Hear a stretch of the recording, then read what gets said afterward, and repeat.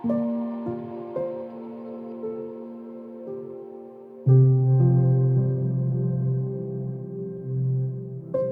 would I tell 5-year-old me?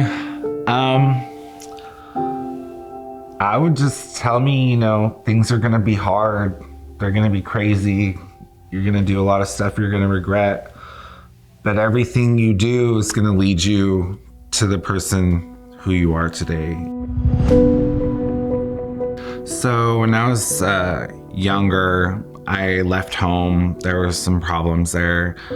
I ended up at a park, and there was a lot of homeless people there. It started off just drinking in the park with the other people. Then it turned into I don't have money to drink, and then it turned into, hey, can I go with you to do whatever you're doing? The next thing you know, I was just running around town, taking everything that wasn't bolted down.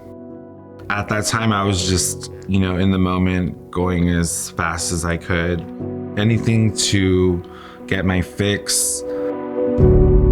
It was about 4 years ago when I started realizing that what I was doing to survive wasn't what I was meant to do. I felt like I was lost, and I felt alone. I felt angry, and my situation progressed in that manner, and I started hating my life. It was just more and more painful, more and more irritating. I sank into a deeper hole of depression.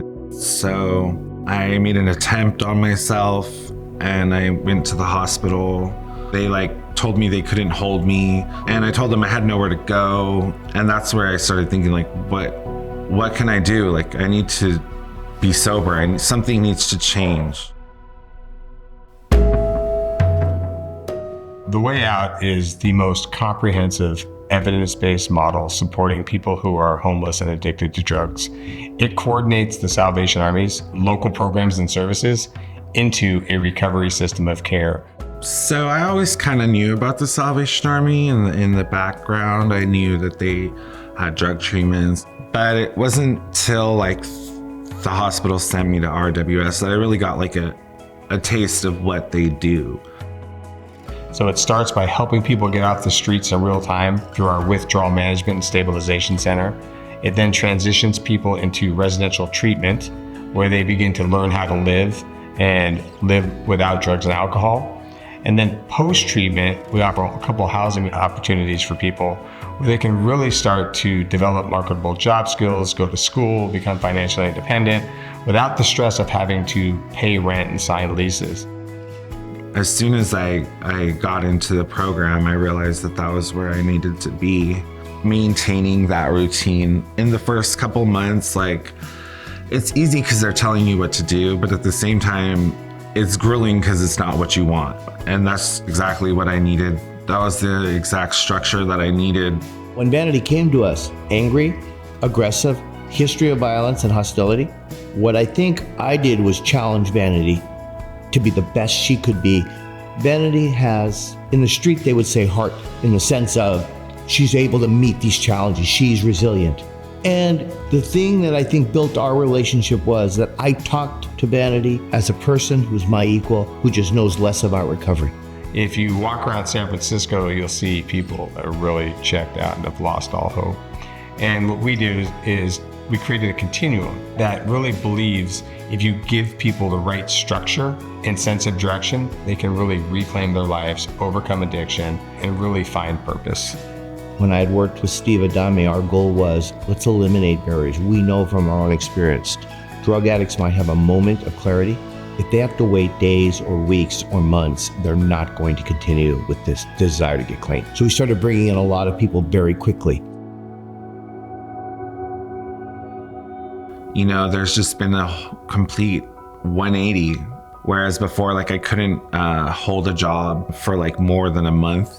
Now I'm holding 2 jobs, for half a year already. I've always had a passion for cooking. So when I seen that they had a program centered around cooking, I decided to just jump on it. The chef decided to try and help me get a job, and he reached out to some of his connections, and I ended up landing a job as a prep cook at the Giants Oracle Park. I've been there for almost, I'd say about 5.5 months.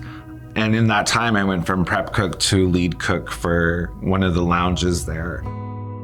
You know, you can't quantify changes people make in their lives. And to see the changes Vanity has made in her life is incredible. I saw her when she was brand new at Harbor Light, and you could see the transformation where she has her own apartment, she's in a job she loves. So she's come full circle, and it's nice to know when you overcome addiction, you're no longer alone. And recovery, especially the work through the Salvation Army, has given people this joy back in their lives. If there wasn't, programs like this, I'd be dead. And that's not even a joke or an exaggeration either. I would probably have harmed myself, or the drugs would have taken me out. Any given day, there's 250 people in our services, and our greatest challenge right now is expansion. So we have wait lists, our programs are full, and it would be helpful to get people to support our work and help us expand. And if you believe that people can become the best of themselves, you then invest in things that help people learn. Everything I've been through has made me stronger.